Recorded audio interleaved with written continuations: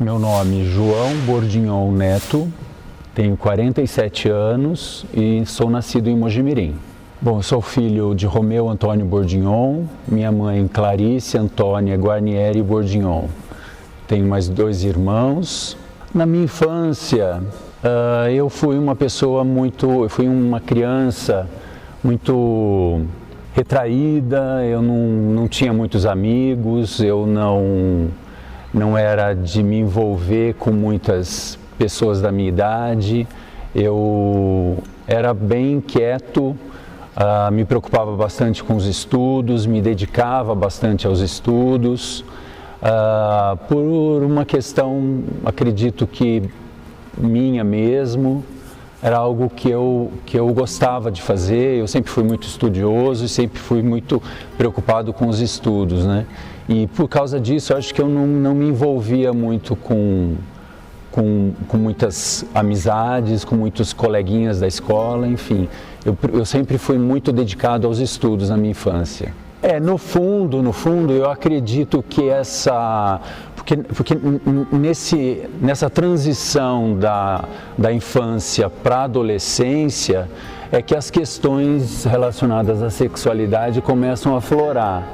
Quando isso começou a surgir na minha vida e que eu comecei a perceber que isso era uma forma, que isso vinha de uma forma diferenciada para mim, isso começou, mesmo quando criança, isso começou a me trazer um pouco de preocupação, um pouco de medo também, porque eu percebia que as coisas que eu sentia não correspondiam com aquilo que eu via nos meus amiguinhos da escola, nas pessoas com as quais eu me relacionava da minha idade.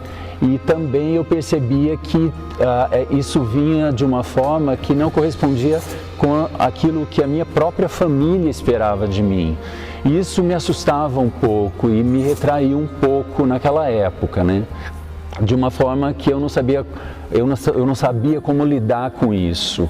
Então, uma forma de eu canalizar essa minha preocupação ou de esconder essa minha preocupação com isso, era me dedicando bastante aos estudos, porque de uma certa forma eu deixava esse assunto de lado e me dedicava só aos estudos. A minha preocupação naquele momento estava voltada só para os estudos.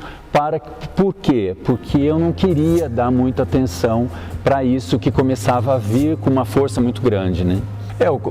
O momento que eu comecei a perceber foi quando eu comecei a assistir os programas de televisão e as figuras masculinas me chamavam mais atenção. Quando eu via na rua ou na própria escola ou em alguns outros locais que eu acabava frequentando, pessoas do mesmo sexo que eu que acabavam me chamando mais atenção. Mas me chamavam a atenção de uma forma diferente e era isso que acabava me assustando, né? E me deixava com medo desse tipo de atração, desse tipo de pensamento, entendeu?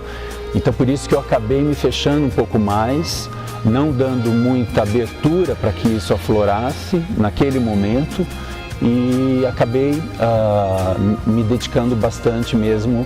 O meu foco ali era acabar os estudos, era encarar uma vida profissional e deixar um pouco isso de lado, como se isso fosse possível, né? Meu nome é Henrique Poser, eu tenho 20 anos de idade, sou estudante de medicina veterinária, estou como vereador na cidade de Aguaí, sou militante pela causa animal, vegetariano e militante pela causa LGBT também, assim como homem gay que sou. Sobre descobrir minha sexualidade, eu acredito que todos nós LGBTs, nós sempre sabemos quem nós somos, mas é uma parte da gente conseguir identificar, poder nos aceitar, mas descobrir, todos nós descobrimos. Eu mesmo tenho lembranças vagas assim, desde quando eu era bem pequeno, que aquilo lá já era o Henrique que estaria se formando, mas eu não tinha conhecimento de tudo isso e não era uma aceitação, era uma questão de falta de informação também. A questão da sexualidade, da descoberta dentro da minha família, eu me assumi com 16 anos, bem jovem. Eu venho de uma família extremamente religiosa, uma família muito boa, uma família muito unida e lógico, sempre tive problemas também, como todo LGBT. Não é não é diferente. Com 16 anos, quando eu me assumi, eu tive problemas dentro do meu núcleo familiar de não aceitação, de não entender o que eu era, de não saber como lidar, pelo mesmo pela falta de informação, de pessoas que tiveram uma criação diferente da nossa, que não saibam como lidar com essas situações. Até os 16 anos, quando eu não tinha me assumido para ninguém, eu sempre tive amizades com homens, mulheres, sempre tive todo esse contexto social muito íntegro. A partir do momento que eu me assumi e me reafirmei quem eu sou, a gente percebe que existem modificações, existem mudanças, existem tratamentos diferentes a partir desse momento. Mas eu acredito que com o respeito, com toda a amizade, com todo o amor realmente, e com a nossa geração, que ela já vem entendendo realmente as questões sociais, sexuais, a gente consegue, e eu consegui fazer com que isso fosse simples também, para poderem todos aceitar. O bullying na infância, eu acredito que ele existe em todos os contextos, e para nós LGBT também não é diferente. Eu tenho lembranças das mais doloridas às mais simples também, desde muito pequeno até o fim da adolescência, começo da adolescência, na verdade. Sempre é o viadinho, é o afeminado, é a voz fina, é o que anda diferente, é o que anda com as mulheres. Então são questões do bullying já formado com o preconceito. Eu acho que a partir do momento que eu tive entendimento sobre a minha sexualidade, foi por volta dos 14 anos que a gente começa a ter uma noção maior de mundo, uma noção maior de conhecer nós mesmos e poder começar esse processo de autoaceitação. Logicamente, não existe um processo de aceitação fácil, ele é muito dolorido, ele é muito demorado também, até que a gente consiga entender. Eu mesmo demorei para entender, eu relutava em saber disso e de falar, não, isso está errado, né? Existem padrões que eu devo seguir, por que eu estou fugindo disso? Então, tem esses ressaltos de consciência de que a gente devesse seguir um padrão, que eu devesse seguir um padrão, mas aí com 14 anos eu já começava a ter uma noção de, olha, Henrique, esse é você tem que se aceitar e você tem que seguir a sua vida assim mesmo, e não tem nada de errado com isso. O processo de aceitação dentro da minha família, dentro do meu núcleo familiar, a minha maior dificuldade foi realmente com a parte paterna, com o meu pai. Eu sempre cresci numa família machista, uma família até mesmo preconceituosa, aonde o homem não chora, o homem tem que ser forte, o homem tem que ser o provedor, o homem tem que ser o líder ali daquela família, e eu teria que assumir essa posição de macho alfa, né? Porque muitos até entendem que deveria ser assim, mas a partir do momento que, principalmente o meu pai, quando a gente contou pra ele que eu era gay, foi como se ele não tivesse continuado como o meu pai, né? Ele não queria aquilo, ele não queria aceitar que eu era assim, ele queria que eu fosse uma pessoa diferente. Eu já escutei diversas vezes que até mesmo um filho drogado ele preferia do que um filho gay. E são coisas que marcam muito. São feridas que a gente carrega às vezes por uma vida inteira e a gente não consegue curá-las. Então, essa parte do entendimento da minha família, todos são complicados, eu acredito, a todos que, quando se assumem, né, realmente quem são. É um processo doloroso, é um processo demorado, é um processo realmente que tem que existir muito amor. Eu ainda me sinto extremamente privilegiado, eu sei que de tudo que eu passei dentro desse processo, ainda é muito baixo do que muitos passam no nosso país também. Eu acho que o processo de pessoas externas aceitarem a mim, eu acho que é um pouco mais fácil também do que mais um núcleo interno. Porque as pessoas te conhecem por quem você é, porque você é uma pessoa divertida, porque você é uma pessoa bacana, porque você é uma pessoa inteligente, porque você faz parte daquele meio também. Então, demonstrar e mostrar que eu sou assim e nada mudou, eu sempre fui essa pessoa, é um processo importante para que as outras pessoas de fora pudessem me aceitar como pessoa também. Hoje eu me sinto extremamente completo de ser quem eu sou, de poder falar em alto e bom som que sim, sou um homem gay. Isso me traz muito orgulho e de mostrar que nós estamos a todo momento, em todos os lugares, fazendo todas as coisas, nós estamos aqui, nós somos a resistência, a nossa vida já não é fácil e nós vamos permanecer também. Me chamo Isabela de Pada, atleta do UFC, conhecida como Belinha de Pada, tenho 29 anos, sou filha do Adilson Lourenço de Pada e minha mãe Cirlei Aparecida Barreiro. Sou de Mogi Guaçu, interior de São Paulo. A minha infância, sou filha de pais separados. Eu cresci com o meu pai, ele que criou a gente. Conheci minha mãe quando que eu me lembro, quando eu tinha mais ou menos uns 6 anos de idade. Fui criada por uma madrasta. O meu pai, ele era pedreiro, hoje ele faleceu em 2006, infelizmente, tinha 13 anos. Bom, a minha infância, o que eu posso falar de coisas boas é que eu brincava muito, soube aproveitar muito minha infância, em parte brincava muito na rua, sempre fui muito molecona. E o meu pai, ele sempre me aceitou da maneira que eu era.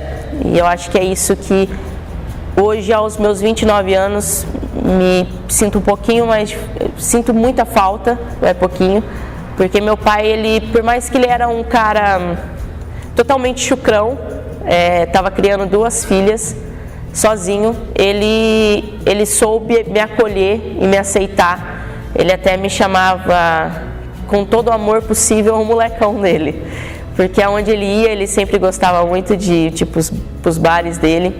Ele era um ótimo pai dentro de casa, em parte de não deixar faltar nada.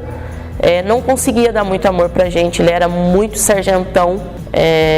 Isso hoje eu posso falar que me atrapalhou um pouquinho ao meu crescimento, porque esse sargentão dele me fez não querer errar nunca na minha vida, sempre querer acertar. E isso faz muito mal hoje, eu vejo, para uma criança. Porém, eu sei o amor que ele tinha, como ele sempre falou, ele só queria cuidar daquele jeito de mim e da minha irmã, para a gente crescer mulheres fortes. Se um dia ele ou a minha mãe faltasse, a gente desse conta. E a gente deu, e graças a Deus, hoje eu sou o que eu sou e a minha irmã também. Mas a minha infância foi isso, minha infância eu tento lembrar muito das coisas boas. Tive muitas coisas ruins, as quais hoje me rebate muito, mas venho procurando, eu, Isabela adulta hoje, tentar acolher aquela criança, aquela Belinha, tentar abraçar ela, tentar falar, olha, hoje eu estou aqui para cuidar de você, porque faltou muito amor, faltou muita compreensão. Conheci a família da minha mãe, que hoje eu tenho mais afeto, assim, hoje eu convivo mais, mas o conhecer deles, esse conhecer novo, a família da minha mãe aos meus 6, 7 anos, que eu tive mais convivência com eles, não foi tão bacana, porque eu e a minha irmã era muito diferente dos meus primos. Graças a Deus a minha família era de uma situação melhor financeira, e eu e a minha irmã não era, então foi muito difícil encaixar um pouquinho ali, mas eles tentavam me acolher, mas a gente sempre recebeu o que o outro dava, assim, pra gente, assim, tá tudo bem, mas foi muito difícil. Meus primos, que eram crianças também, não tem culpa, mas eu sofri muito bullying, coisas que a minha família, nunca sentei para conversar com meus tios, com a minha família, que hoje me dói muito, e eu acabei trancando. Acaba sendo engraçado, mas eu sempre fui uma criança, eu tinha muito piolho, e a minha irmã que cuidava de mim. A minha irmã tem 3 anos mais velha que eu, e a minha irmã me levou no primeiro cabeleireiro que tinha. Eu lembro que ela pagou R$10 e cortou meu cabelo, e eu sempre tive cabelo crespo, eu nunca me aceitei. E hoje eu venho me aceitando, né, que o meu cabelo é simples, a gente tem que aceitar. E eu não aceitei por causa dos bullying que eu sofria, de tipo, quando ela cortou, eles colocavam óculos em mim e falavam assim, canta a música do Reginaldo Rossi. E eu cantava, e aquilo, na hora eles rindo, eu parece que eu fazia aquilo para ser aceita, mas aquilo me doía muito.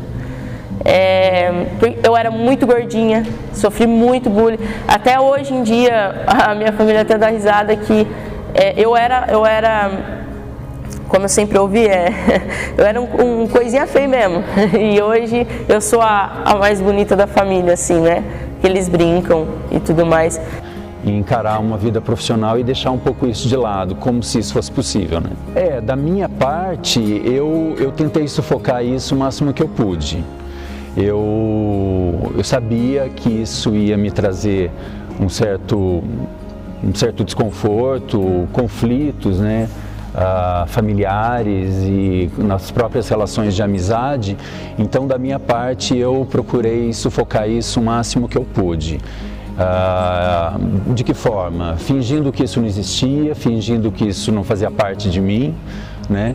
Agora, da parte de outras pessoas, a forma como as outras pessoas me viam, em alguns momentos a gente percebia alguns comentários diferenciados, algumas brincadeirinhas, né, que aconteciam, mas da minha parte eu sempre procurei fingir que eu não estava vendo nada, fingindo que não estava acontecendo nada, que esse tipo de coisa não me pertencia. E continuava seguindo em frente da mesma maneira, de vários lugares, foram várias as situações em que eu presenciei uma ou outra brincadeirinha, um ou outro comentário. De uma certa forma eu internalizava as coisas que eu escutava, guardava para mim e acabava não me manifestando sobre nada, né? E isso foi boa parte de toda a minha infância, toda praticamente a minha adolescência. Foi só mesmo quando eu já estava no final da faculdade, foi quando que isso os estudos estavam praticamente sendo concluídos, né? E não havia mais com o que eu me preocupar. Foi quando isso veio com uma força maior e que passou a ocupar boa parte do tempo que os estudos até então ocupavam, né? Foi nesse momento que eu acabei dando mais abertura, mesmo contra a vontade, porque até então a gente, por mais que você se identifique com esse tipo de atração, por mais que você entenda a sua condição, na época que eu vivia isso, o preconceito era muito grande, né? E ninguém gosta de sofrer preconceito, ninguém gosta de ser discriminado. Para se ter uma ideia, na época que eu vivi tudo isso, uma mulher, por exemplo, ser desquitada, ela era apontada na rua, tá? Uma mulher ser mãe solteira era um absurdo, né? A sociedade não aprovava, né? Quanto mais um garoto, um adolescente se assumir homossexual, ou até mesmo uma menina se assumir lésbica. Então, ninguém quer passar por esse tipo de situação, ninguém quer sofrer qualquer tipo de atitude discriminatória, né? Isso não é algo que a gente deseja pra gente, né? Mas que acaba acontecendo, uma hora ou outra isso acaba surgindo. A nossa vida já não é fácil e nós vamos permanecer também. O meu início, a minha entrada no meio político, ele é recente, ele está acontecendo agora, mas eu sei que sempre foi um caminho que estaria para que eu pudesse entrar. Eu sempre fui envolvido em causas sociais, causas humanitárias, animais, minorias. Eu sempre trabalhei muito com o voluntariado, eu tenho uma missão de vida, eu acredito que eu tenho uma missão de vida de poder ajudar, de poder transformar realmente vidas.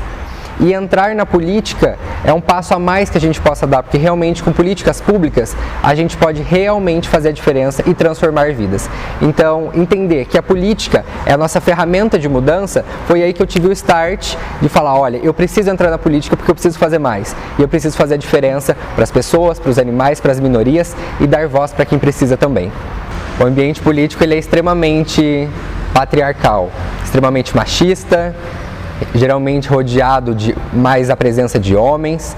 Então ter um homem gay ali é uma espetadinha, né? É uma coisa a mais. Então eu sinto ainda até hoje a necessidade de, principalmente pela minha idade, tenho 20 anos, sou extremamente jovem, sou um homem gay, então eu sinto muitas vezes que eu tenho muita necessidade de mostrar que eu sou realmente capaz, porque eu sinto que as pessoas não acham que eu seja capaz de fazer aquilo, então eu mostro e me motivo cada dia mais em poder fazer cada vez mais e mostrar que sim, sou capaz. Assim que eu entrei na política, eu não tive nenhum impacto realmente forte de um preconceito, de uma discriminação, mas a gente sempre percebe os olhares diferentes, a gente sempre percebe as conversas de canto, né? Como se realmente nós, LGBTs, não fôssemos capazes de ocupar cargos de lideranças. Eu sempre estive envolvido em causas sociais, causas humanitárias e principalmente a causa animal, aonde é a minha bandeira mais forte que eu levanto hoje. Ajudar os animais e fazer parte da proteção animal é uma das redes mais importantes que eu acho que a gente tem, uma das lideranças mais importantes também, porque a causa animal é a única causa que os próprios beneficiários, que são os animais, não conseguem lutar por elas. Eles não têm voz, eles não conseguem falar o que eles estão sentindo, o que eles precisam e quais são as melhorias. Então, trabalhar pela causa animal é muito importante e muito satisfatória. Hoje, o nosso país ele não tem política pública para a causa animal. Então, foi um dos fundamentos que eu quis entrar na política para realmente fazer a diferença e salvar a vida dos seres animais. O momento que eu comecei a entender que eu realmente iria para o caminho da política, com 13 anos, eu iniciei no Interact Clube de Aguaí. O Interact ele é um programa de lideranças de jovens do Rotary Club. O Rotary ele tem esses dois projetos com juventudes, que é o Interact, que são jovens de 12 a 18 anos, e do Rotaract, que são jovens de 18 a 30 anos, promovendo ações sociais, voluntárias, lideranças, grandes meios para a gente poder ajudar a sociedade. E com 13 anos eu não entendia nem o que era isso, então eu comecei a fazer parte, comecei a me integrar cada vez mais, mostrar realmente cada vez mais que eu vim para fazer a diferença, e dentro do Interact eu comecei a entender liderança, eu comecei a entender sobre política, eu comecei a entender realmente quais são os caminhos para que a gente possa ajudar o próximo. Hoje eu sou vice-presidente do Rotaract Clube de Aguaí, então a gente continua um trabalho muito ativo e cada vez mais pela população também. Além de todos os projetos também que eu participo, eu tenho um projeto online chamado Projeto Jurema. O Projeto Jurema ele tem o alvo voltado para os animais, onde toda a vida vale a pena. Lá nós cuidamos, reabilitamos, resgatamos animais, tanto domésticos quanto silvestres. Os domésticos nós resgatamos de maus tratos, da rua, nós castramos, vacinamos, vermifugamos, damos um lar digno, realmente uma vida contínua para esse animal. Animais silvestres nós também recebemos alguns, reabilitamos e direcionamos eles de volta para entidades responsáveis ou até mesmo para a natureza, para aqueles que conseguem retornar. Eu era um coisinha feio mesmo e hoje eu sou a mais bonita da família, assim, né? Que eles brincam e tudo mais, mas são coisinhas que lá na minha infância me machucou muito, que aonde eu ia, eu sempre era zoada porque eu era gordinha, eu era feia, eu lembro até de uma crisma, gente, que isso eu preciso falar. Me doeu muito, eu fui repetida da minha catequese, porque era uma pessoa, hoje eu falo infeliz, a minha catequista, e essa catequista, um dia, num comentário triste, falou assim: não, ela é muito feia, ela não se encaixa na nossa turma. Como que ela vai vestir a roupa? E a minha irmã, eu lembro até hoje que a minha irmã... Daí eu não queria ir, eu repeti também por falta. Eu não queria ir na catequese porque eu era muito excluída. E a minha irmã, nova, muito nova, comprou uma saia, eu lembro até hoje certinho da roupa, uma saia bege, uma sandália bege e uma blusa branca. Social. E ela me vestiu daquele jeito, e para eu tentar ser aceita, meu pai não tinha dinheiro para comprar aquela roupa, mas ele comprou, porque eu fui para uma outra turma da catequese, a qual eu fui muito bem acolhida, e eles queriam que eu fosse acolhida ali, mas eu não estava me sentindo bem naquela roupa, eu estava me sentindo muito mal. Por quê? Porque por tudo que eu sempre ouvi desde criança, por eu não conseguir ser quem eu sou, tipo, de não precisar usar uma saia, de não precisar usar um salto, eu sempre fui crescendo me sentindo inferior, sempre fui crescendo me sentindo feia, eu fui acreditando nas coisas que as pessoas foi falando, e aquilo, eu estar ali, eu lembro até hoje a vergonha que eu tava de vestir aquela roupa, e não por ser uma saia, mas é porque eu não queria estar com aquilo, e eu sei que a minha irmã e meu pai fez com todo o amor possível, para eu tentar ser aceita, e eu agradeço muito ao meu pai e à minha irmã. Aí depois eu conheci a minha mãe, e nisso já foi passando mais, eu já estava com meus 7 anos quando eu me lembro, conhecendo minha mãe. Sofri um pouquinho em parte de brigas, vim de uma família, infelizmente, vi muitas brigas.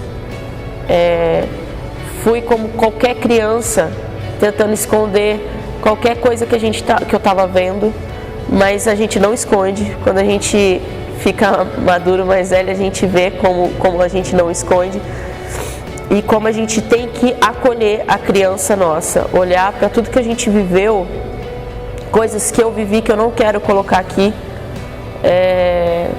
com pessoas que hoje me rebate e que me fez, infelizmente, apagar aquela infância que eu sempre, até os meus 20 e poucos anos, hoje eu estou com 29, eu coloquei na minha cabeça e eu só enxergava coisas boas, que é hoje que eu gostaria de estar enxergando, mas não enxergo, que era aquela Bela que brincava na rua, aquela Bela que jogava futebol. Eu sempre, uma vez numa entrevista ao vivo, eu falei que eu desci o cacete dos meninos da rua, porque os meninos olhavam e falavam assim: não, você é menina, você não vai jogar futebol. Mas eu era melhor no futebol, eu era melhor que eles. E eu fui conquistando isso. Eu tive sempre muita amizade de menino quando eu era criança, porque eu não queria brincar de boneca. Eu não queria, eu ia brincar com as meninas, eu não me sentia à vontade, não era eu. Eu sou a Bela que quer brincar de jogar bola, quer soltar pipa, quer dar risada, quer pescar, Eu só sou a Bela que não preciso fazer parte de uma sociedade, um padrão de sociedade que colocaram em cima de mim. E para crescer superando isso, pode parecer que não, pode parecer que uma criança não sofra, mas a criança sofre. Que aos meus 29 anos eu estou colhendo esse sofrimento que eu acabei deixando a Belinha lá atrás, esquecendo do sentimento da Belinha lá atrás para poder ser aceita. É isso, essa foi a minha infância. Isso não é algo que a gente deseja pra gente, né? Mas que acaba acontecendo, uma hora ou outra isso acaba surgindo.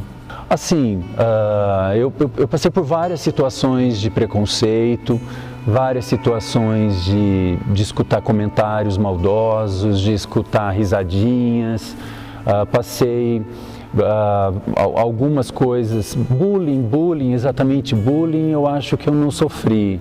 Né? Da parte da minha família também, eu também não posso reclamar de ter sofrido nenhum tipo de atitude preconceituosa, né?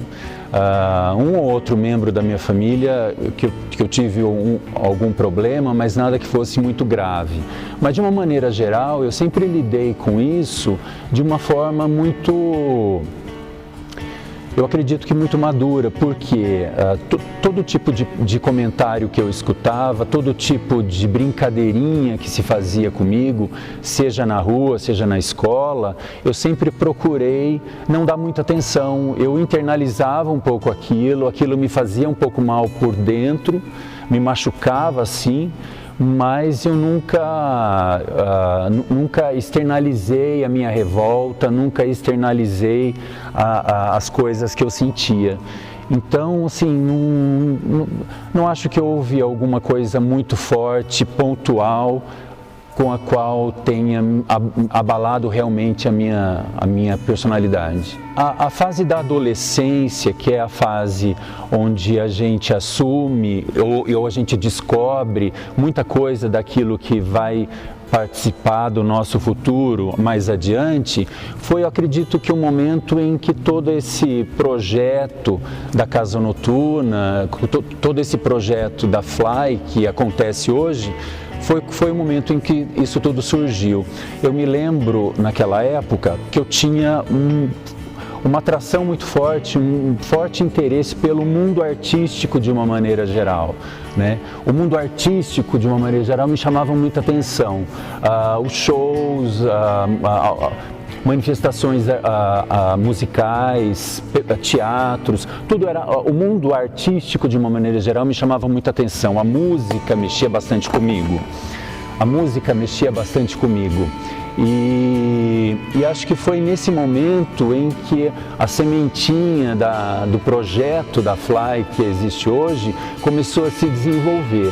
Naquele momento eu tinha muitas dúvidas, muitas incertezas sobre qual profissão seguir, que carreira profissional seguir. Eu não sabia se esse interesse pelo mundo artístico era por algum talento artístico que eu tinha e que eu precisava desenvolver, ou se era alguma coisa, algum projeto que eu podia podia tentar desenvolver no meio artístico com outros artistas, né? E foi aí que a intenção e a vontade de ter um espaço onde ocorressem manifestações artísticas começou a surgir. Paralelo a isso, eu não sabia se eu adotava isso como profissão, se eu encarava isso como o futuro que eu queria ter, né? Aquilo que fosse me trazer sustento, ou se eu deixava isso de lado e encarava como uma segunda opção. Na verdade, é que quando a gente é adolescente, a gente sempre tem muitas dúvidas com relação ao futuro, né? A gente quer acertar, a gente quer escolher uma profissão, um trabalho que seja bom, que a gente goste e que nos traga sustento, né? Mas como já naquela época eu tinha noção de que o mundo artístico ele é muito incerto e que pode dar muito certo, como pode também não dar, então eu preferi encarar esse interesse pelo mundo artístico de uma forma secundária. Então eu me dediquei sim a um curso universitário, prestei vestibular para engenharia civil, encarei uma faculdade aí de 5 anos, mas não deixei de lado o projeto artístico que tanto me chamava atenção e que tanto me despertava interesse, né? Conforme a faculdade avançava, eu ia também planejando de que forma que eu ia poder encarar e dar vazão também a esse interesse por ter um espaço ou ter uma possibilidade de trabalhar também com apresentações artísticas, né? E foi aí que aos poucos foram surgindo as oportunidades, né? Conforme eu fui concluindo a faculdade, eu acabei descobrindo um espaço ocioso que meu pai tinha e que ele acabou posteriormente me disponibilizando para que eu pudesse prepará-lo para que eu tivesse, enfim, esse local onde eu pudesse dar abertura para essas manifestações artísticas. Foi aí que foi surgindo o projeto da Fly que a gente conhece hoje, né? Eu fui idealizando, com o conhecimento que eu acabei tendo no curso de engenharia civil, eu acabei projetando uma reforma, uma ampliação do espaço que meu pai tinha antes, e aos poucos a gente foi reformando, até que o espaço ficou com a cara que ele tem hoje, né? E a gente pôde iniciar esse projeto tão interessante que deu tão certo, né? Animais silvestres nós também recebemos alguns, reabilitamos e direcionamos eles de volta para entidades responsáveis ou até mesmo para a natureza, para aqueles que conseguem retornar. Quando eu recebi a proposta para me candidatar como vereador de Aguaí, eu não tinha muita noção se era realmente aquele momento, se era isso realmente que eu queria. Mas entendendo a necessidade de mudança, eu entendi que eu deveria sim assumir, deveria fazer uma campanha e deveria ter a tentativa de conseguir assumir o cargo de liderança e poder realmente fazer a diferença na cidade. A minha campanha foi baseada em cima de bandeiras, em cima de lideranças, em cima de causas, para que a gente realmente possa atender a minoria que realmente precisa de voz. O trabalho de campanha, ele é de formiguinha, é aquele trabalho que você tem que falar com os amigos, depois com os amigos de amigos, com as famílias, depois com a família das famílias, e esse trabalho cada vez mais contínuo. Como eu já tinha um trabalho grande na cidade com as causas sociais, eu já era uma pessoa que tinha um pouco já era uma pessoa um pouco conhecida, então isso facilitou ainda mais os meus trabalhos. E desde de anterior à campanha, eu sempre trabalhei a causa animal e não deixei de trabalhar durante a campanha. Então os resgates não pararam, os atendimentos não pararam, tudo que a gente faz, e a gente faz até hoje que eu faço, não parou durante a campanha, então foi uma das coisas muito importantes também. E realmente a causa animal, que é a causa que eu abracei, ela é uma causa muito importante e muito abraçada por outras pessoas também.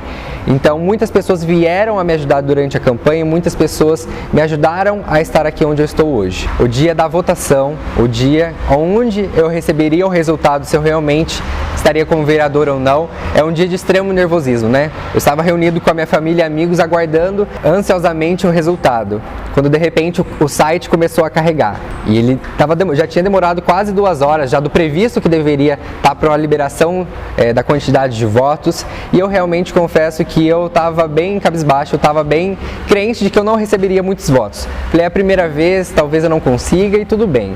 Já estava ali no não, né? Porque o não eu já tinha também. Então, quando o site ele carregou 30% só do 100% que ele deveria carregar, eu já estava liderando o primeiro posicionamento das votações. Foi aí que eu comecei a cair realmente na real, que eu falei, acho que vai dar certo, né? Então a gente continuou ali na esperança, foi carregando 70%, eu já estava com mais de 400 votos, e quando o site carregou por inteiro, eu tive a noção de todo o trabalho e de todo o ampliamento que a minha campanha e o meu trabalho diário já com as causas sociais e animais tinha mostrado diferença, que realmente as pessoas estavam confiando em mim. Fui a segunda pessoa mais votada da cidade de Aguaí, sou a pessoa mais jovem da história da cidade também e a mais votada neste momento. Então é um momento de história para a cidade, é um momento onde a gente precisa mostrar que as grandes lideranças jovens estão aí sim, e nós vamos entrar para a política e vamos fazer diferença. Depois da divulgação dos resultados, onde nós vereadores já estávamos eleitos, a gente tem um tempo ali até que a gente possa passar pela cerimônia de posse. E eu recebi com um grande carinho muitas pessoas, muitas parabenizações, e também sempre acontece das pessoas que criticam, de que acham que a gente não deve assumir esses cargos de liderança. Antes mesmo quando nós estávamos em período de campanha, eu recebi uma mensagem de um outro candidato da cidade que veio me falar que eu não deveria ir para vereador porque eu não teria chance alguma, que eu deveria desistir da minha campanha e se aliar a ele e ajudá-lo também, porque ele já tinha batido na trave na outra vez e nessa vez ele tinha certeza que ele ganharia. No final das contas, eu fui a segunda pessoa mais votada e ele não entrou. Então isso mostra também que nós estamos para fazer muita diferença. Não subestimem os jovens, nós temos muita força e nós viemos para fazer uma revolução. Esquecendo do sentimento da Belinha lá atrás para poder ser aceita. É isso, essa foi a minha infância. Bom, eu me descobri, né? Entre aspas, eu me assumi aos meus 15 anos de idade, na minha festa de 15 anos. Mas desde a minha infância eu já tive relações, ficava com meninos e tudo mais, mas eu não me sentia eu ali. Parecia que eu estava fazendo algo errado, não sei. Eu não conseguia ser eu tinha que ser uma Isabela a qual eu não era. E sim, muitas vezes eu me senti um pouquinho frustrada em parte de me relacionar com os meninos devido a isso, eu não fazia parte do padrão ali. E até que eu comecei a conhecer pessoas que eram já, mas antes disso, eu não posso esquecer, eu tinha uma vizinha e essa vizinha me chamava muita atenção, eu queria ficar próxima dela. Hoje eu vejo, parecia que eu estava encantada com ela. E com ela eu conseguia ser eu, sei lá. E parecia um carinho que eu tinha, um amor, não sei. E depois disso eu me tranquei, eu falei, não, eu era só uma criança de 12 anos. E aos meus 13 anos eu tive meu primeiro contato, que eu tive o acesso ali com as meninas que jogavam futebol e tudo mais. Eu fui nos regionais, eu jogava basquete, eu fui nos regionais, e nesses regionais eu me senti muito à vontade, me senti muito a Bela. Nossa, como eu me diverti, era só eu ali, era o mesmo papo, eu podia ser eu. Para resumir, podia ser eu. E até que eu me encantei por uma pessoa que era mulher, e até que aconteceu, fiquei com ela tudo, e ali eu não senti aquela sensação que eu tinha.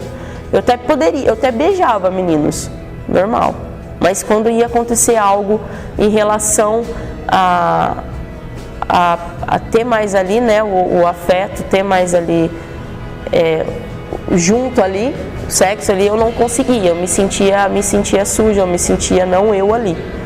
E foi diferente com as meninas, e me sentia mais a Isabela, e foi até que eu resolvi falar para minha família. Foi até engraçado quando eu fui falar para minha mãe.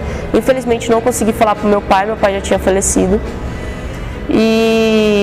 Mas meu pai, eu acho que ele já faleceu sabendo como a filha dele era, que ele já soltou um comentário com a minha irmã, que ele se preocupava comigo. Olha para você ver, uma pessoa chucra falou que se preocupava com a filha dele porque ele achava que eu era diferente. E isso ele tinha medo de eu sofrer. E realmente, a partir do momento que eu me assumi, foi muito difícil, porque no outro dia do meu aniversário, minha família me colocou dentro de um quarto, eu com as minhas tias, e falou assim: você não está normal, a gente precisa te colocar numa psicólogo, porque isso não é normal, isso tá errado, tudo mais. E eu só que para mim estava normal, para mim era a primeira vez que eu estava normal, eu estava sendo eu sempre eu conseguia ser eu ali. Então foi difícil. A minha mãe foi muito engraçado, que a minha mãe é incrível nessa parte. Eu fui falar para ela chorando de soluçar: mãe, preciso te contar uma coisa, mãe, preciso te contar uma coisa. E quando eu fui contar para minha mãe, a minha mãe falou: é sério? É isso que você está chorando? Eu falei: sim. Ela falou: filha, isso a mãe sabia desde quando você nasceu, desde quando você começou a falar, engatear e pedir a bolinha ali, de brincar, fazer as suas brincadeirinhas. Tá tudo bem, por que você está chorando? Eu falei assim: você me aceita? Então a minha mãe me aceitou muito, minha mãe é o amor da minha vida. A única coisa, infelizmente eu não tive ela tão próxima, e hoje ela sabe, a gente já é muito bem resolvida, ela me fez muita falta por causa disso, porque ela me aceitou muito. Mas a partir disso, eu e a minha irmã cresceu muito ouvindo que a minha irmã não ia ser alguém do bem, e que eu, por eu ter me assumido, ia ser uma drogada, ia ser uma sem futuro. Então, eu só fui realmente aceita. Eu tenho uma prima minha, que eu não posso esquecer, que é o amor da minha vida, que ela sempre me aceitou também. Ela me zoa até hoje, mas sempre me aceitou. A minha irmã também. Mas eu só fui mesmo aceita. Teve alguns tios, sim, que sempre me acolheu, mas para minha família inteira, a partir do momento que eu fui uma pessoa de sucesso, que eu cheguei a ser uma pessoa de sucesso, que é o que eu sou hoje, mas até então eu era uma pessoa assim, sem futuro, que tinha que arrumar um trabalho decente, e por muitas vezes de acreditar, de ouvir que eu ia ser uma drogada, eu sim entrei no caminho das drogas, e graças a Deus que foi Deus que me tirou, não foi ninguém, foi Deus. Eu saí desse mundo, porque chegou um dia que a minha irmã me deu um chacoalhão e falou assim: você não é isso. E eu não sou isso. Não é porque eu sou uma homossexual que eu tenho que ser uma drogada e tenho que ser uma pessoa sem sucesso. E a gente pôde iniciar esse projeto tão interessante que deu tão certo, né? Então vamos lá, vamos voltar um pouquinho no tempo. No final dos anos 90, foi um período em que alguns espaços voltados para a comunidade LGBT começaram a surgir nas grandes cidades, né? Eu fazia faculdade em Campinas no final dos anos 90 e já tinha aquele interesse, aquela vontade em estar me envolvendo com essa comunidade. Eu acabei tendo conhecimento de alguns espaços voltados para a comunidade LGBT que existiam na cidade de Campinas e que existiam também na cidade de São Paulo. Mas até então eu não conhecia e também não frequentava. Foi somente nos últimos anos da faculdade, quando eu percebi que toda aquela minha preocupação com os estudos estavam acabando e que eu precisava me ocupar com outros assuntos e que a sexualidade acabou também ganhando mais espaço, foi quando eu criei coragem e fui conhecer alguns locais voltados para a comunidade LGBT de Campinas. E quando eu fui pela primeira vez, é muito interessante porque a gente acha que a gente vai encontrar coisas absurdas lá dentro e, na verdade, o que a gente descobre quando a gente frequenta um lugar voltado para a comunidade gay é que você entra lá, você vê, na verdade, pessoas que você encontra na rua, pessoas que você encontra na loja, pessoas que você encontra na farmácia. Não são nada diferente daquelas pessoas que circulam pela cidade no dia a dia. Daí, quando eu entrei pela primeira vez num estabelecimento voltado para a comunidade LGBT de Campinas, a primeira impressão que eu tive foi justamente essa. Eu falei, nossa, mas essas pessoas que eu estou vendo aqui agora são pessoas que fazem parte da cidade, são pessoas que fazem parte do nosso dia a dia e que não ostentam nenhum rótulo, sou gay, ou sou lésbica, ou sou travesti, ou sou trans. São pessoas normais, são pessoas que estão ali para conversar, para fazer amizade, para paquerar, para descontrair, mas são pessoas normais, são pessoas que a gente está acostumado a ver no dia a dia. São colegas de escola. A minha maior alegria, na verdade, foi num desses momentos em que eu estive num desses locais de Campinas, foi encontrar colegas da minha faculdade, que até então eu nunca podia imaginar que seriam gays ou seriam lésbicas. Então, assim, foi nesse momento que a ficha cai, sabe? Que você percebe e fala, poxa, não tem nada demais. São as mesmas pessoas que a gente está vendo no dia a dia, a gente está encontrando aqui. E daí você se sente em casa, você fica tranquilo, né? Você se sente seguro, porque você está num lugar entre iguais, né? Mas que são pessoas normais, sabe? São pessoas que a gente encontra por aí, né? E foi nesse momento que a ficha cai, que a ficha caiu. Né? E daí a gente começa a se ver como uma pessoa normal.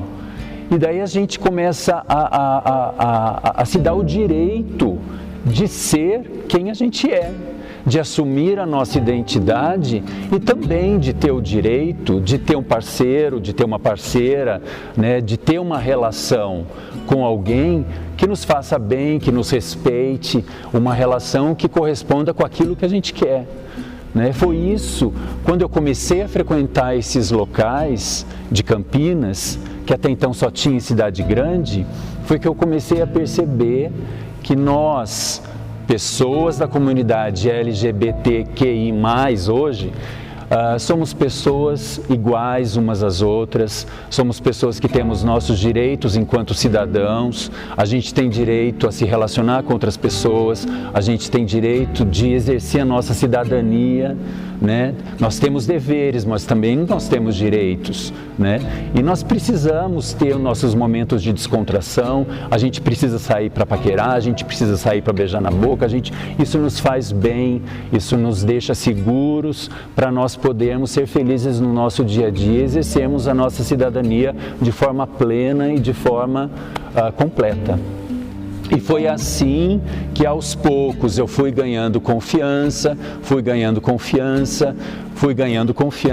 até que, mesmo após ao término da minha faculdade, eu tinha condições de poder assumir a minha identidade da forma como ela era, né, e poder ser quem eu sou perante a minha família, perante os meus amigos, perante a cidade de uma maneira geral, a sociedade, né?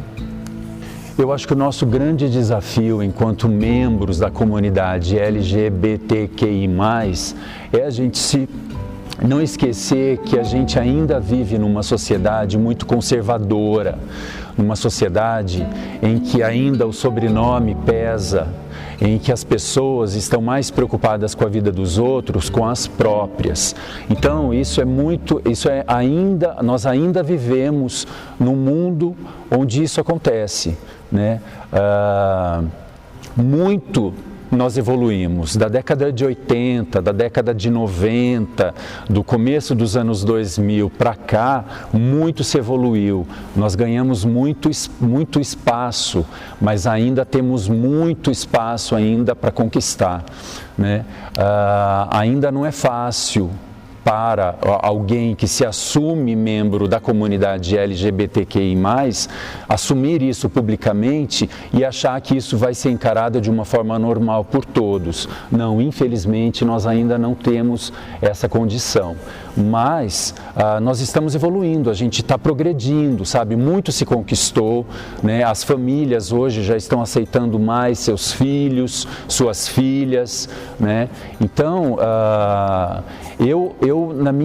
em toda a minha vida, graças a Deus, eu não sofri nenhuma forma de preconceito muito forte, mas a gente vê casos pela televisão praticamente com muita frequência de casos onde as manifestações são encaradas de forma muito violenta, né? E não é isso que a gente quer para ninguém, né? A gente precisa tomar muito cuidado com isso e ter uma postura muito correta e muito digna diante dessas situações. Não subestimem os jovens. Nós temos muita força e nós viemos para fazer uma revolução. A preparação para a cerimônia de posse ela foi extremamente importante. Como eu fui a segunda pessoa mais votada, eu abri a sessão como secretário, onde eu tenho que ler todos os protocolos, todos os procedimentos, fazer a nomeação de todos os vereadores também, e é uma parte de muita burocracia e muitos protocolos. Então eu tive um preparamento anterior a isso para que eu pudesse fazer um trabalho com excelência.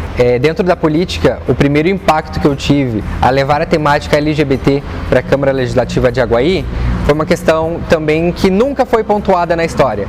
Então a gente vem mostrando realmente grandes diferenças. Eu levei um projeto simples para primeiro impacto na Câmara. Hoje a gente tem uma Câmara ainda com muitas pessoas jovens, teve uma grande renovada, mas é muito importante que a gente trate sempre sobre políticas públicas LGBT. Eu trouxe um dia para o calendário municipal oficial para que o município possa promover ações de conscientização, ações de promoção à causa LGBT também, para que possa falar que as pessoas estão ali, elas merecem respeito. Um projeto extremamente simples para o calendário municipal. Eu tive um impasse logo de começo, onde alguns vereadores talvez não queriam aprovar esse projeto, não tinham a informação necessária também, onde eu me reuni com eles antes, mostrei o projeto, mostrei que não é desrespeitoso com nada, é apenas tratando de respeito, amor pelas pessoas realmente. O projeto ele foi para plenário e nós tivemos 2 abstenções de votos.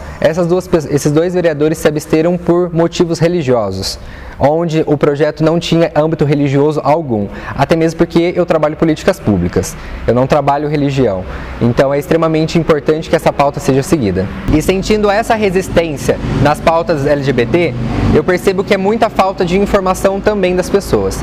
Então, no mês de junho, eu falei sobre o mês do orgulho LGBT e levei essa pauta para a Câmara de Aguaí, onde eu expliquei cada sigla, eu expliquei cada pessoa, eu expliquei o respeito, eu expliquei sobre a dignidade, eu expliquei por que nós precisamos de políticas públicas, eu expliquei por que o Brasil é o país que lidera em segundo lugar onde mais mata pessoas LGBTs no mundo e por que isso é tão importante nós promovermos políticas públicas para essa comunidade. Então eu levei essa informação para que a gente possa ter mais facilidade nas aprovações dos projetos e também o entendimento e o respeito tanto da Câmara, tanto da Casa, quanto do público que assiste também. Recentemente eu recebi um convite para participar de uma audiência pública na cidade de Mojimirim, onde estaria sendo pautado um projeto que ele já tem origem federal e estadual, mas para âmbito municipal, sobre a discriminação contra as pessoas da nossa comunidade LGBT. Um projeto realmente importante e até mesmo algumas vezes para alguns grupos polêmico. Então eu estive na Câmara de Mojimirim, eu representei a Câmara de Aguaí, pautei sobre o projeto, pautei sobre a importância dessa aprovação e um pouco da minha experiência em Aguaí também. Diante de todo esse projeto, nessa audiência pública, foi debatido alguns pontos de melhorias e também a gente entendeu e percebeu um pouco do impasse de algumas outras lideranças contra esse projeto. A audiência pública ela teve uma discussão por mais de 3 horas sobre o projeto 77 e a gente recebeu e a gente entendeu que ele precisa de algumas alterações. Fizemos algumas alterações no corpo desse projeto, que vai ser voltado para uma próxima conversa com as lideranças e depois será levado para plenário. Esse projeto é uma importante conquista para a cidade de Mojimirim e todos os vereadores que puderem apoiar também é extremamente importante. Não é porque eu sou uma homossexual que eu tenho que ser uma drogada e tenho que ser uma pessoa sem sucesso. Estava falando sobre aceitação, que eu acho incrível. A minha avó, que está quase com os 80 aí, me deu um amor imenso.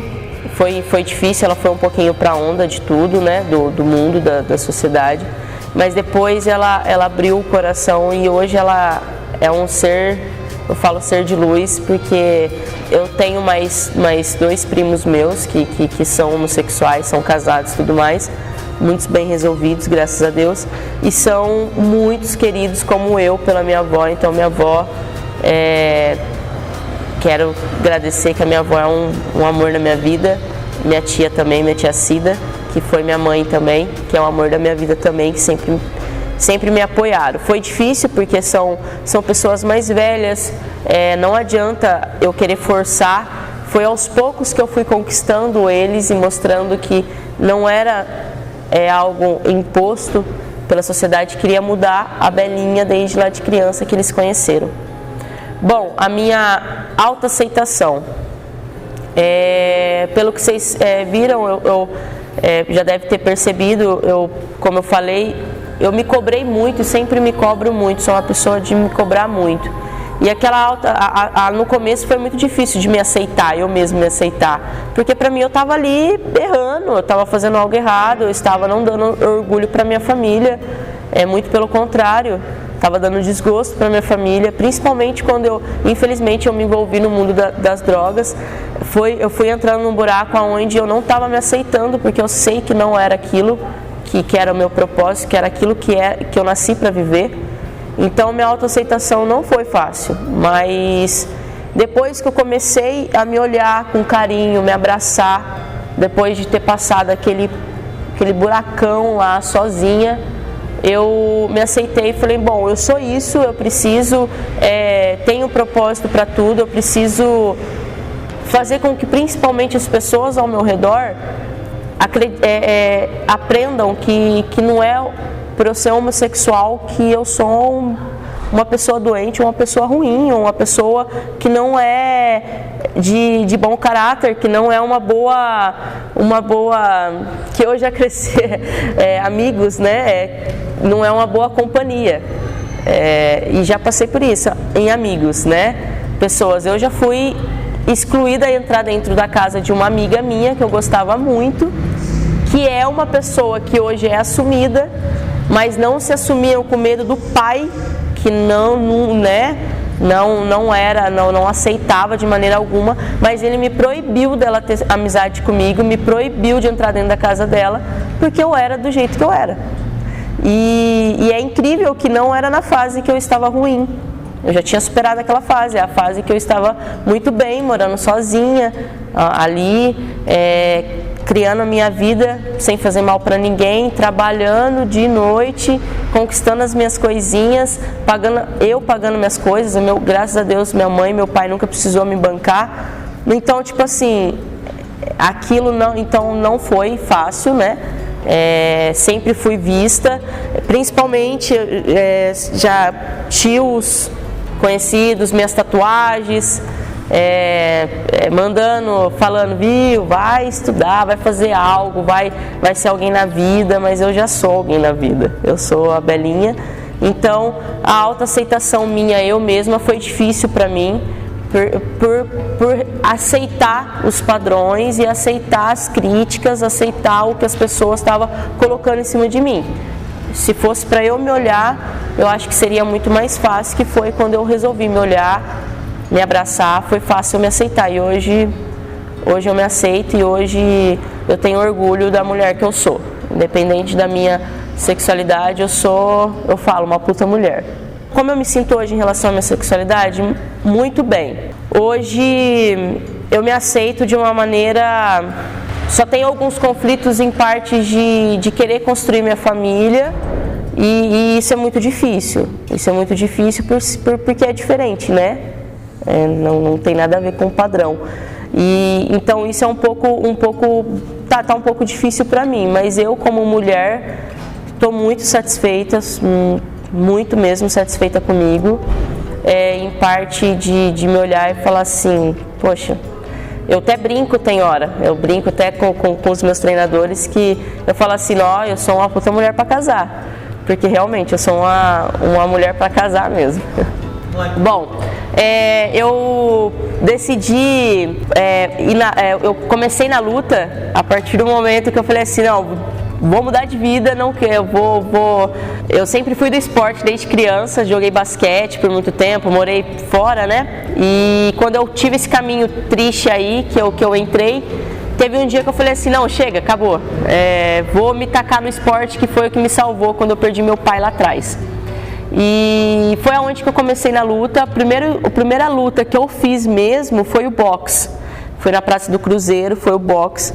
E depois dali eu tive uma recaída, mas daí eu fui pro karatê. Eu fui pro Muay Thai e pro karatê. Aí foi quando eu tive a minha primeira competição de karatê. Eu lembro até hoje que foi karatê, que na hora que eu entrei ali competir, eu falei, meu Deus, eu nasci pra isso. É aqui que eu me encaixo.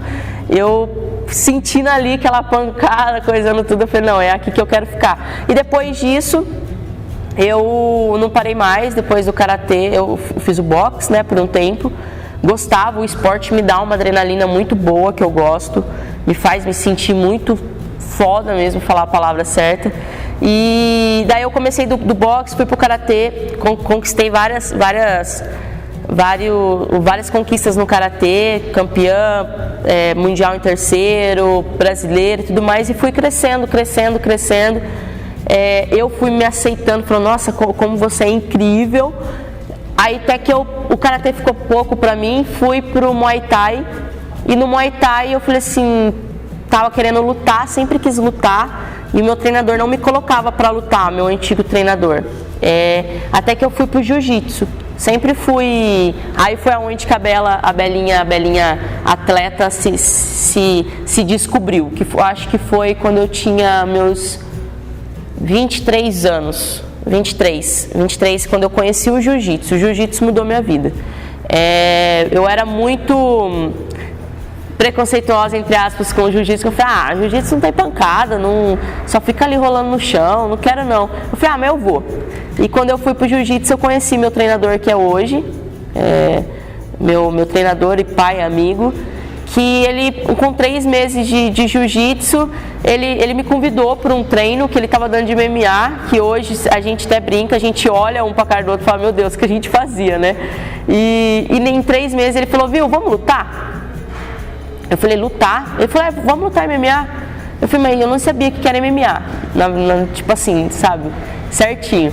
Eu falei, vamos, bora. Porque ali ele olhar pra mim e acreditar da maneira que ele estava acreditando, eu só estava precisando daquilo. Eu estava precisando que alguém me enxergasse e falava assim, você é foda. Porque eu sabia. Daí eu falei, vamos, bora. E a gente fez essa luta.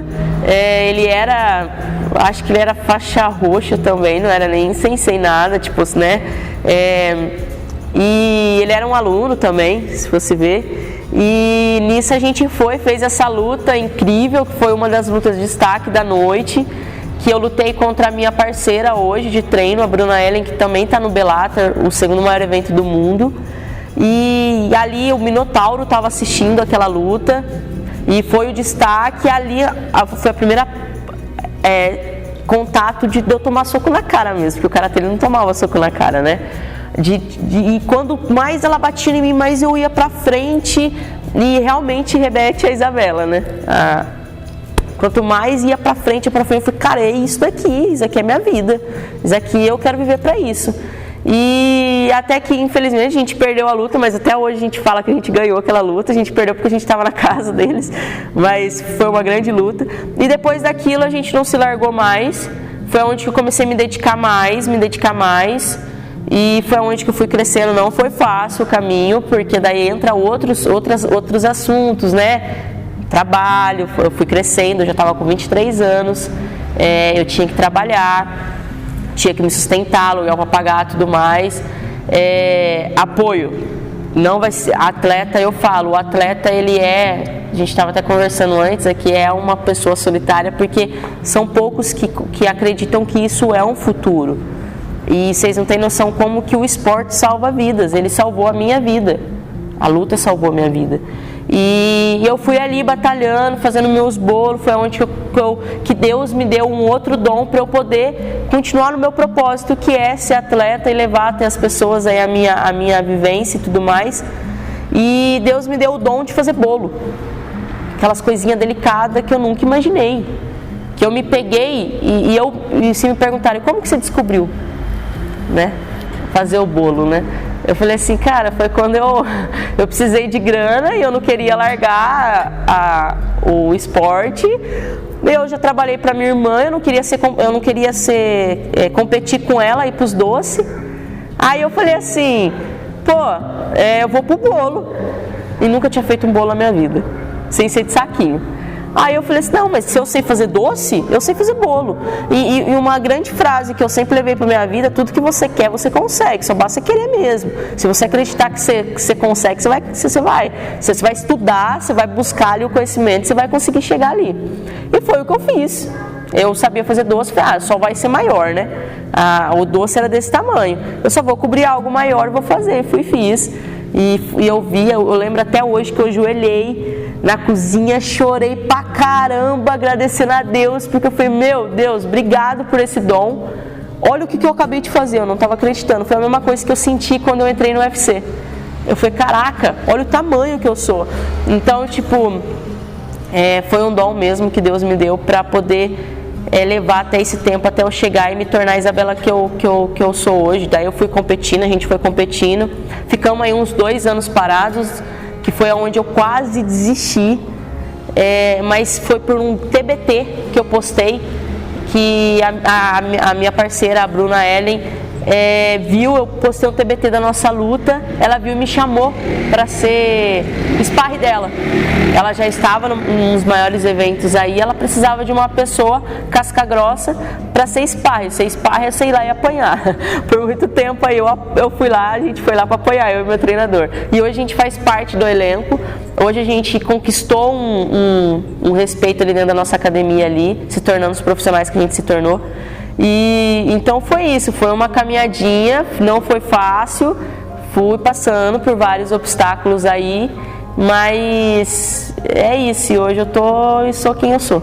A gente precisa tomar muito cuidado com isso e ter uma postura muito, muito correta e muito digna diante dessas situações. Bom, no que diz respeito à parte da vida profissional, de que forma tudo se desenrolou, né? Eu saí da faculdade no começo dos anos 2000. Naquela época, quando você sai da faculdade, não só naquela época, né? Hoje, qualquer universitário que de repente sai da faculdade e cai no mercado de trabalho, tem muita dificuldade para se inserir no mercado de trabalho, né? Isso não foi diferente comigo.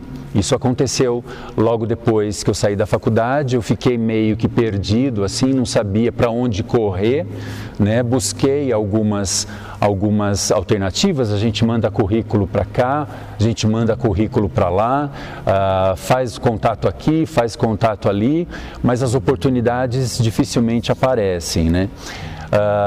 Mas nesse meio tempo eu acabei abraçando outras atividades, acabei sendo vendedor de loja de roupa em Campinas, posteriormente fui ser vendedor de loja de roupa em São Paulo, fiquei por um tempo lá, até que surgiu uma oportunidade de trabalho na minha área de formação aqui em Mojimirim, o que acabou me trazendo de volta alguns meses depois para cá, né? Voltei para Mojimirim, comecei a me dedicar à minha profissão, né? E paralelamente a isso voltou em estudo o meu projeto de ter um espaço voltado para música, voltado para manifestações artísticas, que era aquilo que eu tinha forte interesse também, né? E aos poucos, junto com o meu trabalho da minha formação, eu fui desenvolvendo um projeto, né, onde eu pudesse estar concretizando esse sonho de ter um espaço voltado para as manifestações artísticas, né? Não só para manifestações artísticas, era um espaço também que desde o início eu queria que fosse voltado para a comunidade de uma maneira geral, que não assumisse rótulos, né? Que fosse um espaço livre onde as pessoas de qualquer identidade, de qualquer aptidão, de qualquer interesse pudesse estar frequentando e adotando como um local de entretenimento e de diversão, né? Então, paralelo ao meu trabalho da minha formação, eu continuei a desenvolver o projeto, aquele projeto que eu já tinha interesse, que já estava sendo desenvolvido, e aos poucos ele foi ganhando corpo, e até que eu encontrei um local onde pudesse estar reformando e está construindo, né, reformando e adaptando para que eu pudesse transformá-lo nesse espaço voltado para a música, para as manifestações artísticas, as apresentações artísticas, né? E aos poucos eu fui desenvolvendo isso paralelamente ao meu trabalho, né? Nesse meio tempo, eu acabei sendo convidado através de um amigo meu de Campinas para fazer parte da sociedade de uma outra casa noturna de Campinas. Nesse período, eu aprendi bastante coisa, eu acabei tendo contato com bastante gente do meio artístico, né? Eu acabei aprendendo bastante coisa também, acabei tendo contato com muitos artistas, com muitos DJs, com muitas pessoas que trabalham nos bastidores desses eventos, e isso me ajudou bastante para ter conhecimento para poder montar a casa daqui de Mojimirim. E foi com todo esse know-how, com todo esse conhecimento que eu acabei concluindo no final de 2010 esse projeto. E acabou nascendo a casa que vocês conhecem hoje. No desenvolvimento de todo esse meu trabalho profissional, eu tive a oportunidade de estar ocupando o cargo de secretário municipal de obras na cidade de Mojimirim, nos anos 2000. Né? E o que me trouxe bastante conhecimento também na parte de engenharia civil, né? Mais tarde acabei prestando concurso e hoje sou concursado da Prefeitura de Mojimirim no cargo de engenheiro civil. Então hoje a minha profissão é de engenharia civil e eu tenho como segunda atividade a administração da casa noturna. Começamos em 2010 com a Thunder, aí ficou a Thunder. A Fly completou 6 anos o ano passado, ano retrasado, então ela começou em 2014, foi isso. Bom, o período de obra que eu acabei desenvolvendo de reforma e adaptação do prédio para transformá-lo numa casa noturna durou 2 anos. Foi do ano de 2008, 2009 e no final de 2010 a casa estava pronta para ser inaugurada. Naquele momento existia um grande temor de todas as pessoas envolvidas em estar abrindo um espaço voltado exclusivamente para o público LGBT. Não se sabia como que a sociedade, não se sabia como que a cidade ia receber uma casa noturna localizada no centro da cidade, voltado para um público LGBTQI+, né? Então, o que nós decidimos então naquele momento fazer? Como também não era nosso interesse causar nenhuma revolução na cidade, não é essa a nossa intenção. A gente queria ter um espaço voltado para o entretenimento, a gente queria ter um espaço voltado para uns momentos de prazer, uns momentos de descontração e onde as pessoas pudessem frequentar para se divertir. Né? Como não era a nossa intenção causar nenhum tipo de constrangimento com a cidade, né? O que poderia até mais tarde inviabilizar o nosso projeto, então a gente decidiu naquele momento que nós iríamos começar como uma casa voltada para o público sertanejo. Foi uma estratégia para ganhar confiança, para ter aceitação e para ganhar simpatia da cidade também. Porque só tínhamos pessoas de boas intenções envolvidas no projeto, né? Não fazia sentido a gente chegar já querendo impor algo e causando uma situação que talvez pudesse até ser desfavorável a nós mesmos, né? Então essa foi mais uma estratégia que a gente acabou usando. Vamos entrar na regra do jogo, vamos entrar dançando conforme a música toca. Aos poucos, depois, a gente vai adaptando e moldando o nosso negócio para aquilo que a gente quer. A estratégia foi essa, deu super certo. Nós começamos, então, falando a língua que a cidade gosta de falar, falando a língua que a maioria das pessoas, que a sociedade conservadora fala, né? E daí, aos poucos, muito devagar, nós fomos inserindo algumas mudanças aqui, uma programação diferente ali, fomos dando um foco mais diferenciado para a nossa programação, até que 4 anos depois, em 2014, surgiu e nasceu o projeto da Fly. O projeto da Fly, que é um projeto voltado, não vou dizer que é exclusivamente para o público LGBTQIA+, não. É um projeto voltado para quem gosta de música, é um projeto voltado para quem quer se divertir, para quem quer sair, paquerar, para quem quer sair ou simplesmente para ouvir a música ou escutar um DJ bacana tocar, né?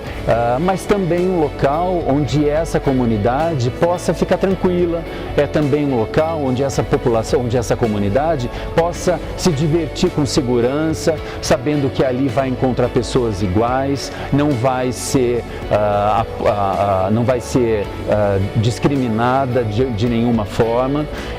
É um local onde as pessoas de bem, que querem se divertir, independente de sua condição de gênero, independente de sua condição de orientação sexual, possa ir para se divertir, para ouvir uma música bacana, para beber um drink, tomar uma cervejinha com os amigos, enfim. É um local de diversão, é um local de manifestações artísticas. Tivemos muitos artistas ali se apresentando durante todos esses anos.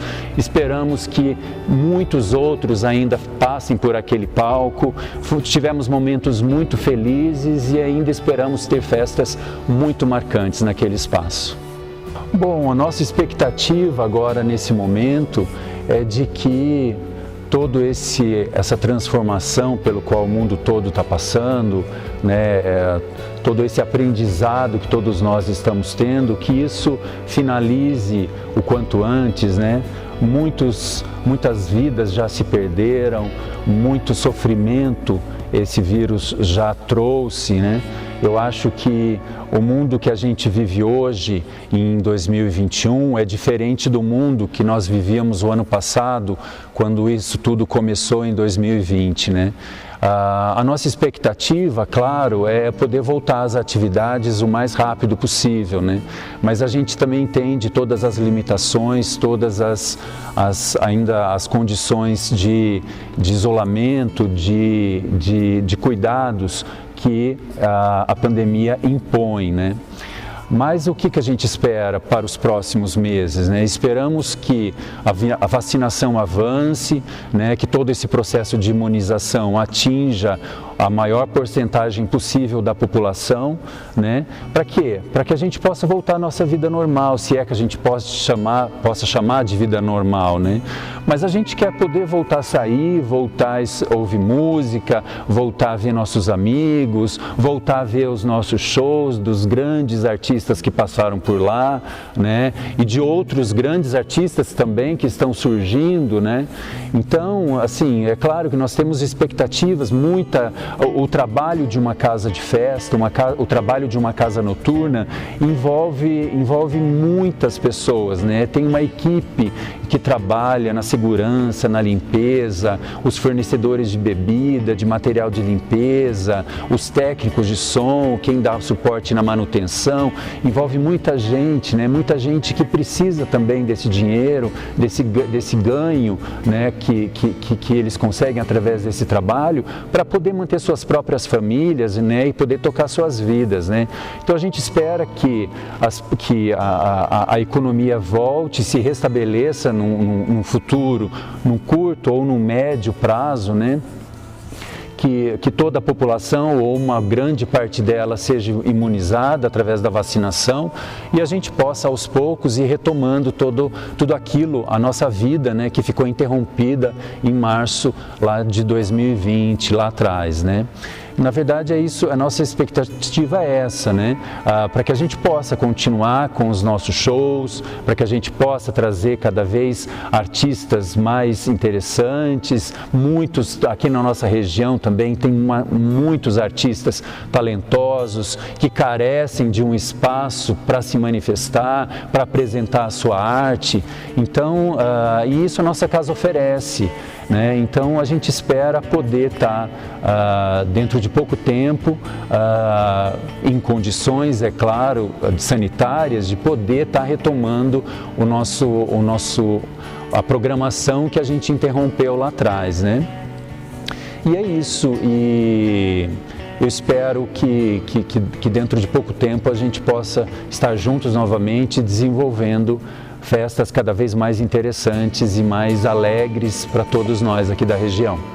Bom, o que eu posso, para finalizar, de tudo isso que a gente conversou, eu acho que o mais importante é que a gente, enquanto cidadão, enquanto cidadã, a gente possa assumir a nossa identidade da forma como ela é.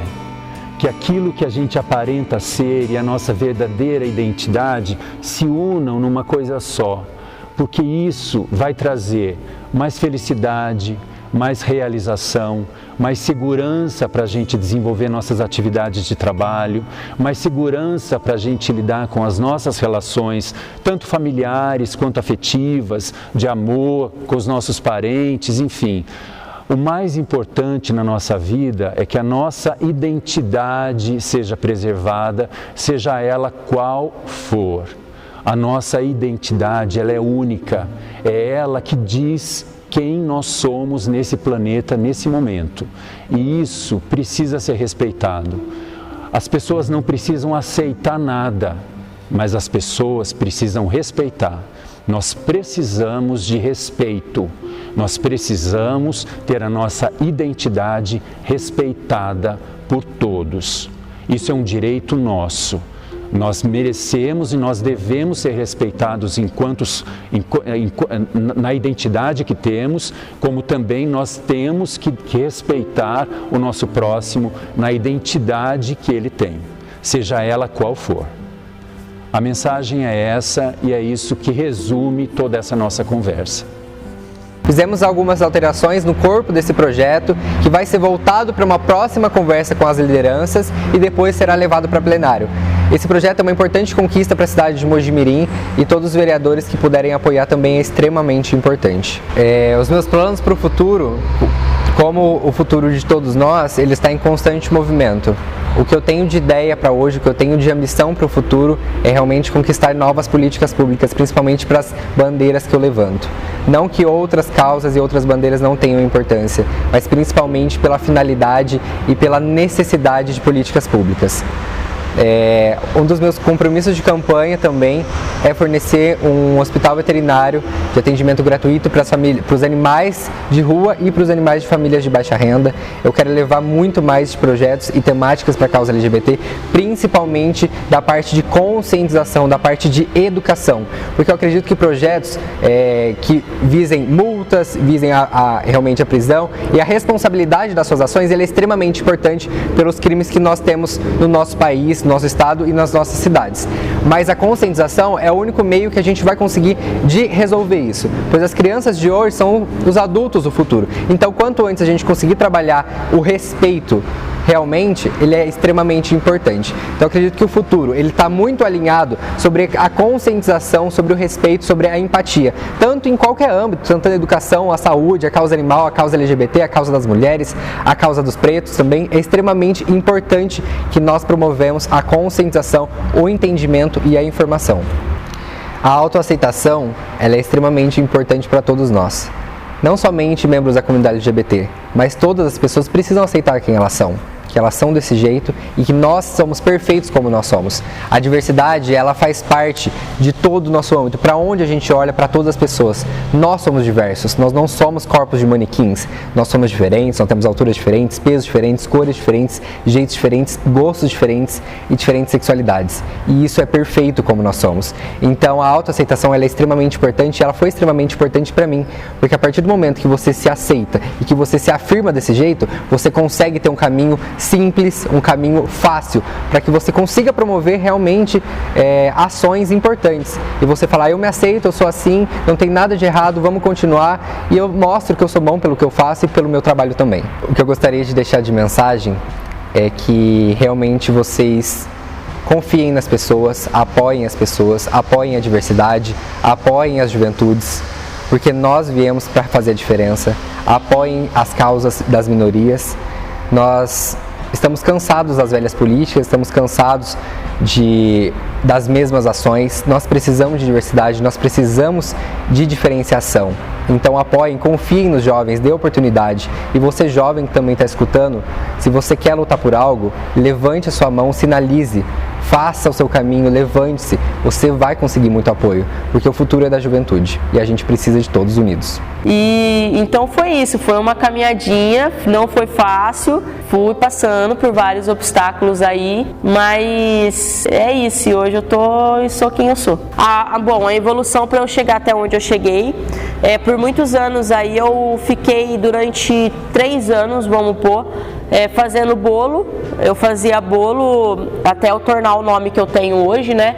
A minha rotina era, dormir 4 horas por dia.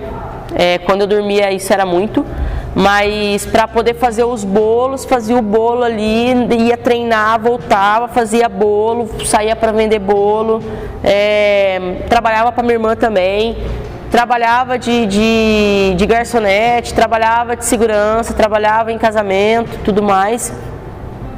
Daí teve uma época que eu tive que trabalhar para fora também, registrada, porque os bolos não estavam me dando tanto, até criar o nome da Docibela mesmo.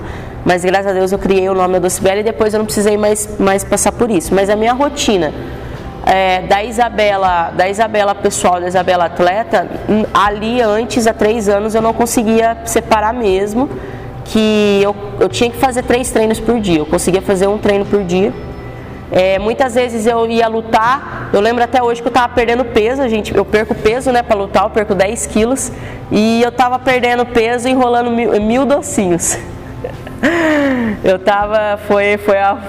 Foi a primeira luta nossa profissional, que foi em Ilhabela. Em Ilhabela eu estava perdendo peso, foi a primeira vez que eu cheguei nos 52 quilos, E um dia antes de eu viajar para Ilhabela, eu tava enrolando 1000 docinhos. Eu tava até fazendo assim, eu falei, meu Deus, eu não posso nem experimentar não posso, aquele cheiro. Então, tipo, não tinha aquela rotina de atleta, era a rotina de a Isabela atleta que tentava encaixar ali na Isabela pessoal. Então, mas hoje, daí foi crescendo, fiz essa luta em Ilhabela, fui campeã, acho que foi no primeiro round, o segundo round por nocaute. Daí depois eu fui pro evento SFT, que é o evento da Band, onde eu criei meu nome, que daí eu comecei, a partir desse momento que eu entrei no evento SFT, eu tive que tomar uma decisão na minha vida. Eu tinha um salário muito bom na Docibela, eu criei o nome Docibela. Eu pagava aluguel, tudo mais, pagava um aluguel numa casa que eu sempre quis ter, desde criança, tudo certo, com meu carro na garagem, minha moto na garagem. Eu tive que tomar uma decisão, eu preciso treinar mais, eu preciso me dedicar, porque o negócio está ficando sério. E eu tenho futuro aqui. Muitas vezes meus treinadores principalmente falavam, você tem futuro, vamos continuar. E eu já estava com meus 28 anos, meus 28 anos, foi em 2020, 27 indo para 28, perdão. E foi aonde que eu tive que dar um passo para trás, para poder dar aquele impulso e chegar onde eu estou hoje. Eu tive que largar aquele cômodo que eu estava, que a Docibela me deu financeiramente. Voltei para a casa da minha tia, onde eu não ia pagar aluguel, uma casinha de fundo, onde eu cresci. Voltei para aquela casa e diminuí as encomendas para poder treinar mais. Aí foi aonde que eu conseguia treinar mais. Hoje eu viajo 2 vezes por semana para Campinas. Na época a gente estava viajando 3 vezes por semana. Então só de gasto aí de Isabela Atleta, só de combustível era uns 400 conto por mês. Então eu só fazia o bolo ali mesmo para poder suprir as necessidades ali.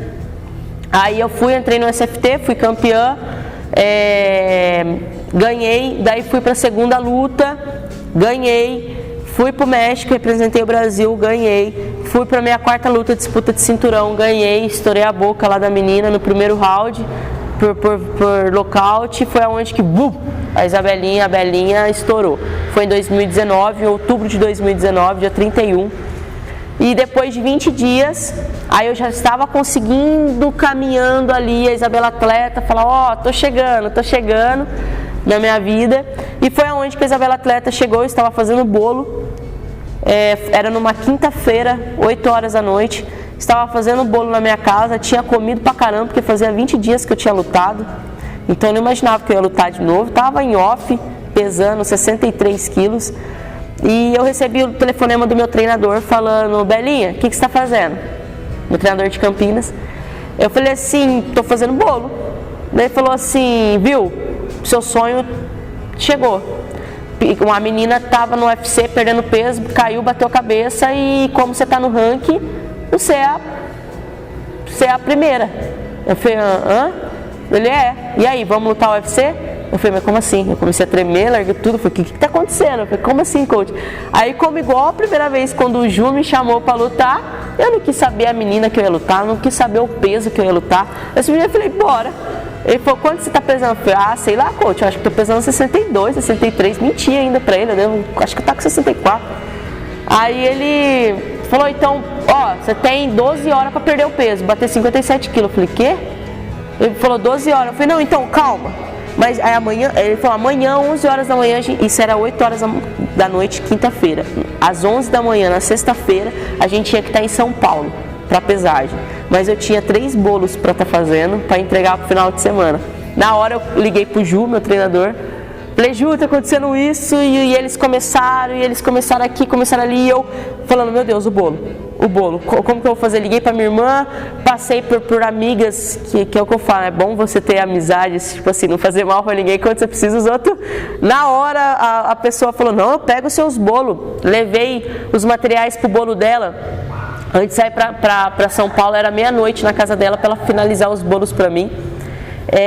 E ainda deixei bolo que era o de domingo para finalizar, que eu ia voltar e ia finalizar esse bolo.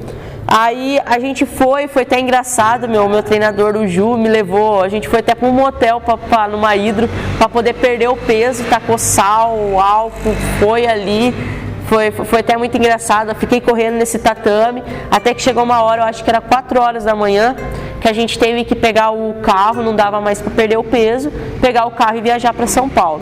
Então, tipo, das 9 da noite, 9, 10 horas da noite até 4 da manhã eu não parei. Eu fiquei correndo, fiquei na hidro, fiquei fazendo o que eu podia para perder o peso. E nisso a gente chegou em São Paulo, não dormimos, já foi direto, entrei na esteira, fui perdendo peso até 11 horas da manhã. Chegou uma hora que meu corpo não aguentou mais, né? Começou até assim, que foi quando eu bati 58 quilos. 58 quilos, o peso era 57.300, né? Estourei 600 gramas. A menina não queria lutar comigo. Não queria lutar por causa de eu ter estourado 600 gramas. Aí tive que dar 30% da minha bolsa para ela poder aceitar. Mas graças a Deus ela aceitou e foi onde que eu assinei o contrato do UFC. Fiquei bem ruim, lutei bem ruim, porque, né, levei o corpo ao extremo. Eu lembro, o meu treinador e eu com ele somos muito liberais. Eu falando, meu, eu não tô podendo comer, porque não para nada. Porque eu fiquei bem ruim, mas graças a Deus conseguimos ali, recuperamos, fomos pra luta. Quando chegou na luta, foi aonde que eu acordei, porque eu tava fazendo bolo ainda. Eu acordei com o soco que ela me deu, acho que foi um direto, que foi onde eu apaguei, caí no chão assim, e nesse parece, é engraçado, isso eu quero contar para os meus netos, para minhas sobrinhas, que parece que, igual coisa de filme mesmo, viu gente, é bem coisa de filme, é tirado porque parece que tudo paralisou. E eu vi aquela menina parecendo um polvo vindo pra cima de mim, assim ó, em câmera lenta, e tipo, ali veio um filme na minha cabeça. Desde lá da minha infância, muito rápido, e eu só ouvia meus treinadores, vamos Bela, levanta, levanta, levanta, e aquilo foi criando uma força dentro de mim, que depois eu assisti na luta foi coisa de 2 segundos, né, mas parecia 1 minuto ali parado. E foi aonde que, pela primeira vez, a primeira luta, que eu falei assim, meu Deus, eu pensei comigo, alguém me tira daqui, de desespero, porque eu apoiei bastante, bati bastante também, mas eu não, tava muito ali, tipo, era muito grande o negócio, muita gente em volta, é algo absurdamente grande. Mas superamos, fizemos 3 rounds, fodas, que eu só não ganhei, eu acho, por causa que eu dei um chute lá na menina, que também foi no calor da emoção, não foi porque eu quis, que eu dei um chute de cima para baixo, acertou a menina e não podia, eu perdi 1 ponto, porque se fosse para ir para pontuação normal, acredito eu que poderia ter tido uma chance, mas hoje eu vejo que foi coisa de Deus, porque infelizmente em 2019, em julho de 2019, eu tenho uma fratura no meu cóccix. E essa fratura me deixou, estava numa preparação para uma luta, e foi aonde que eu fui para a cabeça de pessoas erradas, acabei tomando uma substância que não era certa tomar, mas a gente não, onde a gente disputava não tinha doping, nada, a gente foi tomar para curar aquela fratura e tudo mais, e nisso eu fui pega depois de 15 dias, no doping. Estou há 2 anos aí esperando para voltar no grande maior evento do mundo. Sou atleta do UFC, mas vou poder voltar daqui 5 meses. E hoje é minha rotina de atleta. Hoje é minha rotina, eu acordo de manhã, dou minhas aulas, não faço mais os bolos. Vivo completamente só da luta o dia inteiro. Dou minhas aulas, quando eu não estou dando minhas aulas, estou treinando. Quando eu não estou treinando, estou em casa almoçando ou jantando e voltando para dentro da academia e treinando novamente. Ou dando aula. Então a minha rotina hoje, a rotina da Isabela, é completamente luta. Sou personal fight, dou aula, vou até a casa das pessoas, vou até as academias. Quando eu não estou lá, eu estou aqui dentro treinando. Então hoje é focado completamente na Isabela Atleta. Meus títulos começam lá no Karatê, desde quando eu comecei, que é campeã sul-americano, campeã brasileira, campeã estadual de Karatê Kyokushin e 3º lugar no Mundial de Karatê. Aí depois eu fui pro Jiu-Jitsu, Muay Thai, né? Tem o Muay Thai, que eu tenho 2 cinturões do Muay Thai, invicta no Muay Thai, nunca perdi, com 5 lutas.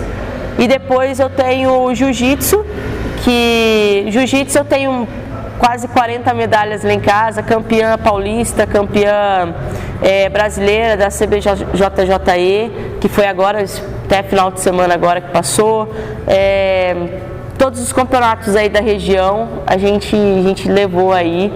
Jiu-jitsu, sempre fiquei no pódio, graças a Deus. Aí, agora de MMA, que é o grande foco meu, né? O grande foco meu, tenho 6 lutas com uma derrota profissionalmente, não, 2 derrotas profissionalmente, 6-2. Sou campeã do peso palha do SFT, evento da Band, conquistei lá o cinturão é meu. Sou campeã invicta, saí de lá sendo invicta. E agora os nossos próximos objetivos é voltar para o UFC, agora no final do ano, de 2021, em novembro. Ganhar minhas 3 últimas lutas minhas 3 lutas que eu tenho no contrato, subir para o ranking, entrar nas 10 melhores do ranking do peso palha do UFC e nisso em busca do cinturão, que é o nosso propósito maior. A mensagem que eu quero passar para todos primeiramente é uma palavra: você é grande, você consegue tudo aquilo que você acredita. Não deixe nada e ninguém te parar e te falar, não, você não vai conseguir, porque você consegue. Se você acreditar, você consegue. Independente de religião, independente da sua crença, acredita em algo bom, foca no que você acredita de bom. O meu é Deus me salvou, Deus é o que me salva todos os dias, Jesus Cristo, a palavra dele. Então, busque aquilo que você acredita de bom para a sua vida, busca dar o seu melhor todos os dias, busca primeiramente dar o seu melhor para você e não para as pessoas ao redor. Dê orgulho a você mesmo, porque você dando orgulho a você mesmo, sendo quem você quer ser, você vai dar orgulho para as pessoas ao redor, você vai conquistar os respeitos das pessoas. E dias difíceis sempre vai ter, lembranças daquilo que você passou sempre vai ter. A gente não é nada sozinho, a gente precisa sim de ajuda. Se você aí precisa de ajuda, se está difícil o peso para você, procure ajuda. Hoje em dia a gente tem várias maneiras de ter ajuda, com psicólogo e tudo mais. Hoje eu, Belinha, passo por psicólogo para poder encarar e enfrentar todos os meus pontos que eu acabei deixando. Então a mensagem, galera, é essa: você é grande, você consegue tudo que você quer, só basta você se dedicar, ser honesto, ter compaixão, ter amor, ter empatia pelas pessoas, ter aquele caráter de não querer mal para ninguém. E é isso, Deus no coração, foco, força, fé sempre e determinação sempre, e principalmente resiliência. Caiu? Levanta que outro dia vai ser melhor.